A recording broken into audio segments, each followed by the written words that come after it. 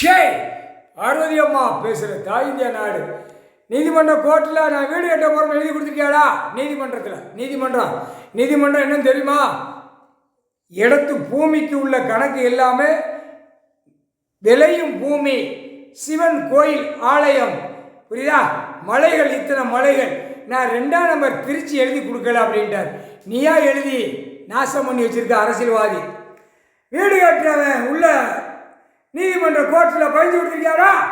இத்தனை வீடு கட்டியிருக்கேன், இத்தனை வீடு வாங்கியிருக்கேன், இத்தனை சென்டில் நான் எழுதியிருக்கேன், இத்தனை சென்டில் நான் இத்தனை மாடி கட்டியிருக்கேன்னு எழுதி கொடுத்துருக்கியா? கொடுக்கல. அப்போ ஆதார கார்டு, ரேஷன் கார்டில் எப்படி பிடிப்பார்? நீ எழுதின எழுத்த நீதி அரசர் பிடிப்பார்.